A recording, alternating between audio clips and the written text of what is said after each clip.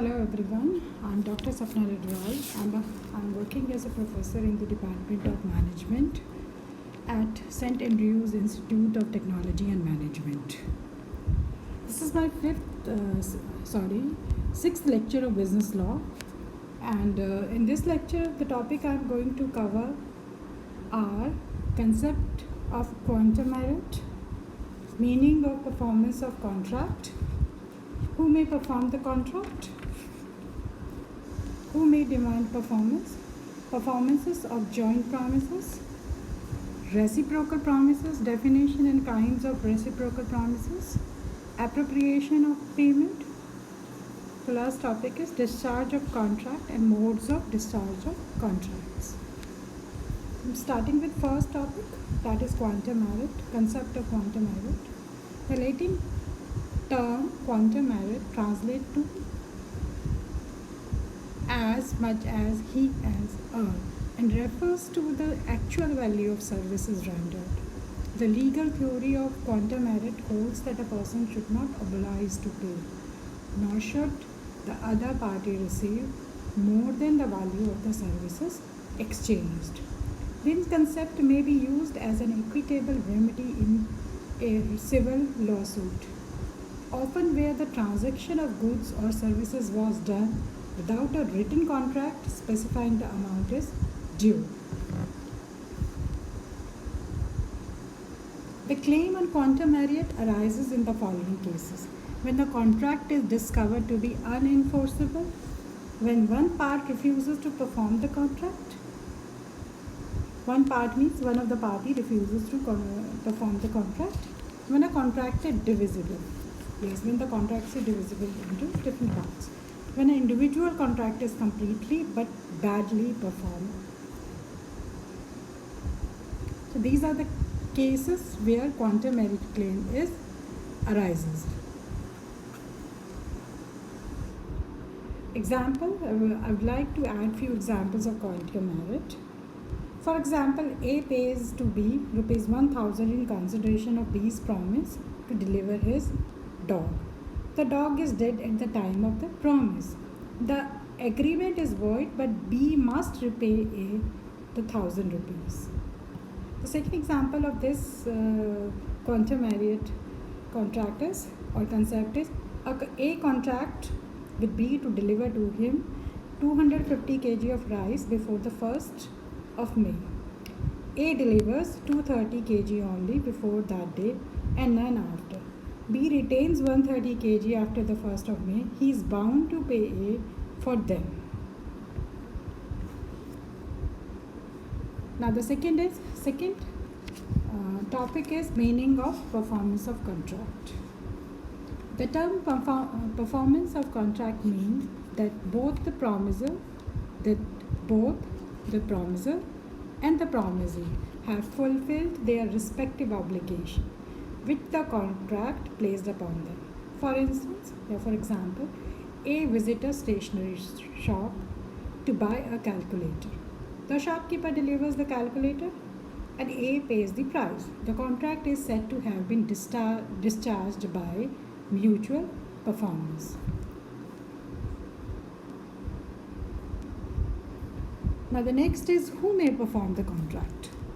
The contract between two parties, then who's going to perform those contracts? The promises under a contract may be performed as circumstances permit by the following. The first one is promisor himself. Promissory himself, yes. The one who has promised to perform, he has to perform it. Then third one is agent.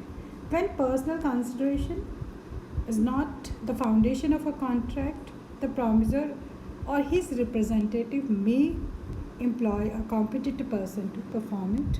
So his agent may perform it. The third one is representative. Yes, a contract which involves the use of personal skill or is founded on personal consideration comes to an end on the death of the promisor. In this case, promisor's representative may bound to perform the contract. Now, next is third person.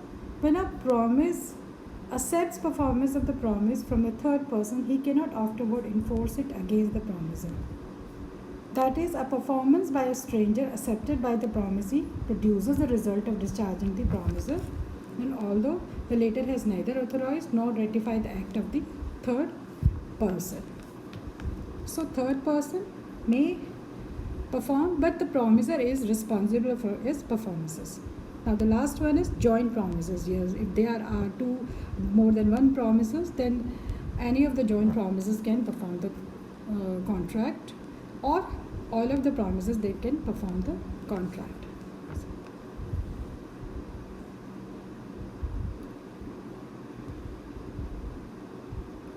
Now, the next topic is who may demand performance.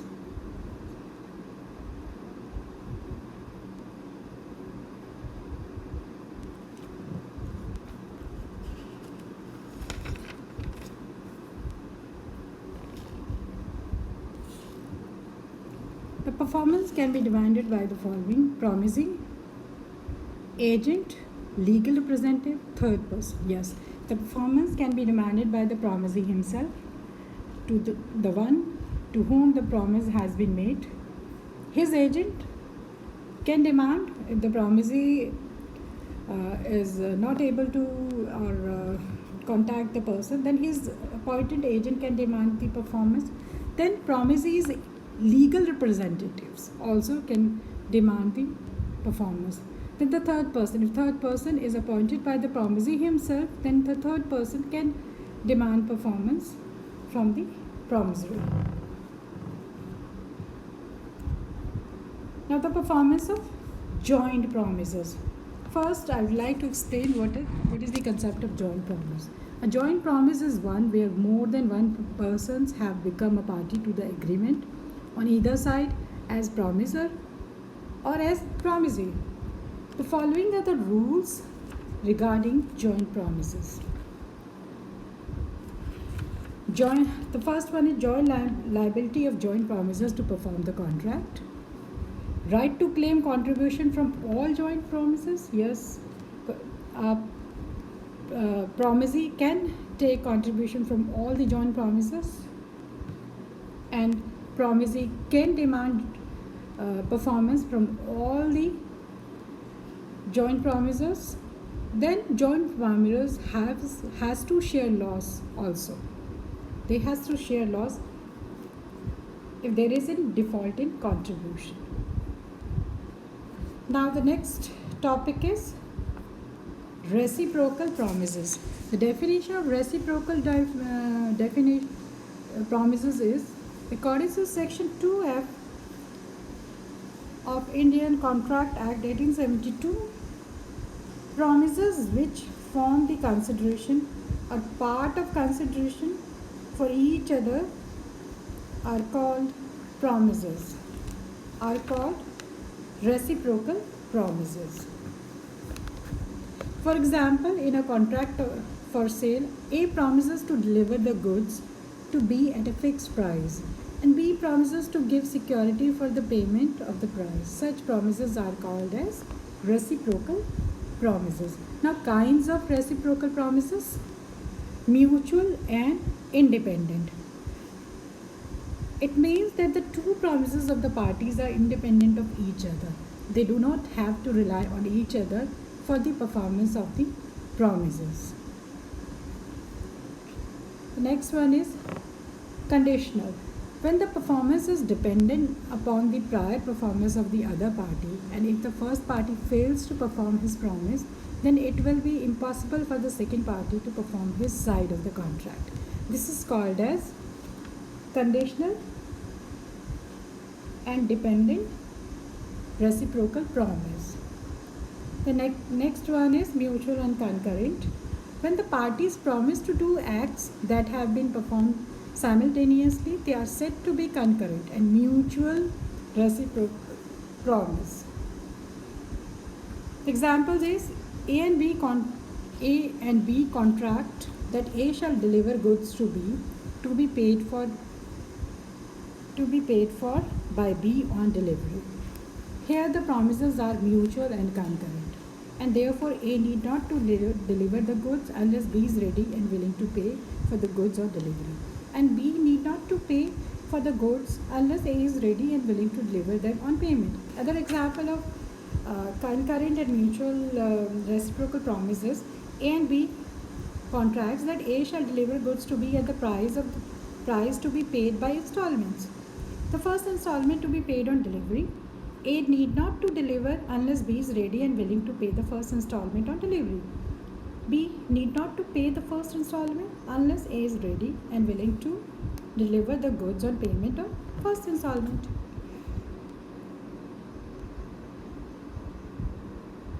The next topic is appropriation of payment. Appropriation means application of payment. When a debtor pays an amount to the creditors, the creditor is to take note of these sections before applying the payments to a particular debt, because the creditor would be inclined to appropriate the payment to the debt which is not likely to be realized easily.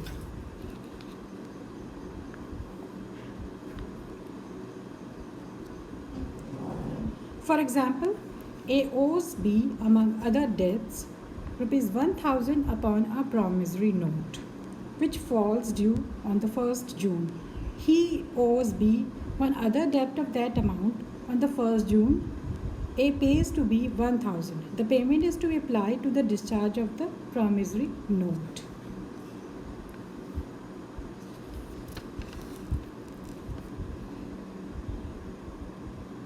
Now the next topic is discharge of contract.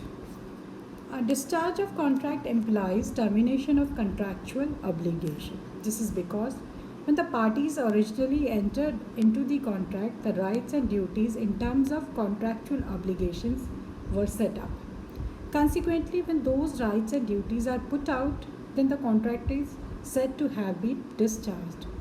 Once a contract stands discharged, parties to it are no more liable, even though obligation under the contract remain incomplete. Now, there are different modes of discharging the contract. These modes are as follows. A contract is deemed to be discharged, that is concluded and no longer binding, in the following circumstances. Discharge by performance. Then discharge of contract by substitute agreement, discharge by lapse of time, discharge by operation of law, discharge by impossibility of performance, discharge by breach. So I'm starting with first topic, discharge by performance, where both the parties have either carried out or tendered or attempted to carry out their obligations under the contract is referred to as discharge of the contract by performance. The discharge of performance may be of two types. The first one is actual performance, the second one is attempted performance. Actual performance is said to have take place when each of the parties has done what they had agreed to do under the agreement. Now, the attempted performance, as per Section 38 of Indian Contract Act 1872, when the promisor offers to perform his obligation but the promisee refuses to accept the performance, it attempts through attempted performance or tendered performance. In both the cases, the contract is discharged. Now the second is discharge of contract by substitute agreement. A contract emanates from an agreement between the parties. It thus follows that the contract must also be discharged by agreement, by mutual agreement. What is required is mutual.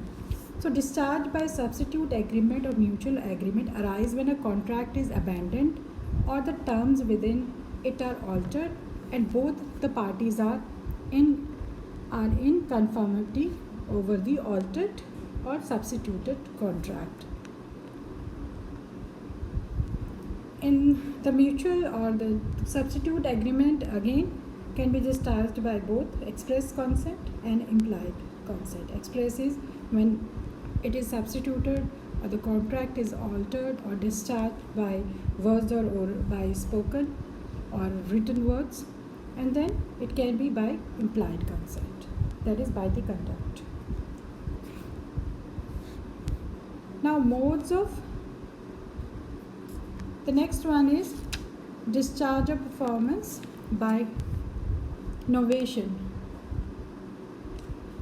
Novation is called as, the term novation implies the substitution of a new contract for the original one. This arrangement may be either with the same parties or with the different parties. For the novation to be valid and effective, the consent of all the parties, including the new one, if any, is essential. Moreover, the subsequent or second agreement must be one capable of enforcement in law. The consideration for which is the exchange of promises not to enforce the original contract. Then, rescission. This refers to cancellation of all or some of the material terms of the contract. If the contracting party mutually decide to do so, the respective contractual obligation of the parties stands terminated. Then the next one is discharge of contract by alteration. This refers to a change in one or more of the terms of the contract with the consent of all the contracting parties. Alteration result in a new contract, but parties to it remain the same.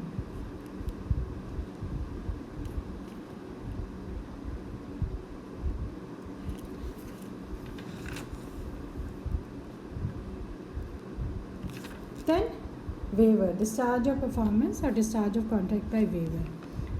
A waiver means the deliberate abandonment or giving up of right which a party is entitled to under the contract. Where a party deliberately abandons its right under the contract, the other party is released of its obligation otherwise binding upon it. For example, A promises to tailor a shirt for B if he will sing a song at his birthday party, and accordingly B sang the song, but afterward B forbids A to tailor the shirt, to which A consents. The contract is terminated by a waiver.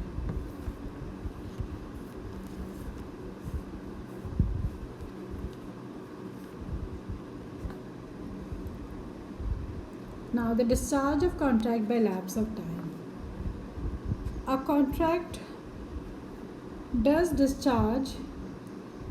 stand discharged if not enforced within a specified period called the period of limitation.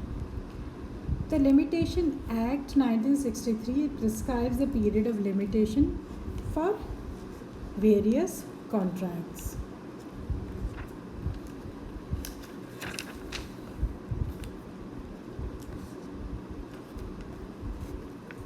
If contract is not performed and if no action is taken by promisee within the specified period of limitation, he is deprived of remedy at law. For example, if a creditor does not file a suit against the buyer for recovery of the price within 3 years, the debt becomes time barred, hence it is irrecoverable. The next one is discharge by impossibility of performance. Sometimes after a contract has been established, something might occur, though not at fault of either party, which can render the contract impossible to perform or illegal or radically different from that originally undertaken. However, if whatever happens to prevent the contract from being performed has not been caused by either party, could not have been foreseen, and its effect is to destroy the basis of the contract, then the court will generally state that the contract has become impossible to perform. If that happens, then contract is discharged and neither party will have any liability under it. So it is clear, if the agreement is impossible to perform, then contract becomes void and both the parties and it becomes discharged from performance also. And the next is this mode of discharge of contract is discharge of contract by operation of law. A contract stands discharged by operation of law in the following circumstances. The first one is unauthorized material alteration of written document. A party can treat a contract discharged if the other party alters a term of the contract without seeking the consent of the former. Then by insolvency also, when a person is insolvent or adjudged insolvent, he is discharged from all liabilities incurred prior to his adjudication. Then statutes of limitation. A contract stands discharged if not enforced within a specified period called the period of limitation. The Limitation Act 1963 prescribes the period of limitation for various contracts. For example, limitation period for exercising right to recover an immovable property is 12 years and right to recover a debt is 3 years. So contractual right become time barred after the expiry of this limitation period. Accordingly, if the debt is not recovered within 3 years of its payment becoming due, the debt ceases to be payable and is discharged by lapse of time. Insolvency, I have already covered that a person if becomes bankrupt, then he cannot, then all the contract with him becomes automatically discharged. Then next one is a contract may be discharged with the merger. A contract also stands discharged through a merger that occurs when an inferior right accruing to party in a contract amalgamates into the superior right ensuing to the same party. So with the merger also the contract is discharged. Now discharge of a contract by breach. Breach occurs where one party to a contract fails to perform its contractual obligation or the performance is defective. A breach of contract does not bring a contract to an end. The breach may give to the aggrieved party the right to terminate the contract, but it is for the non-breaching side to decide whether or not to exercise that option. The aggrieved party has a right of election. It can choose either to affirm the contract or to terminate it. Now, I would like to discuss one more topic here, the difference between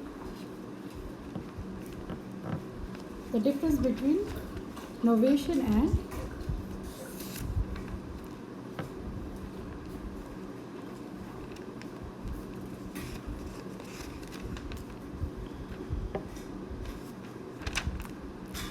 there's a difference between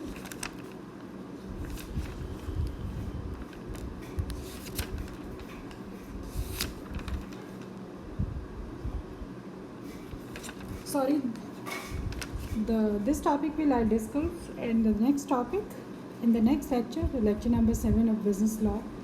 Thank you. If you have any query, then you can always contact me.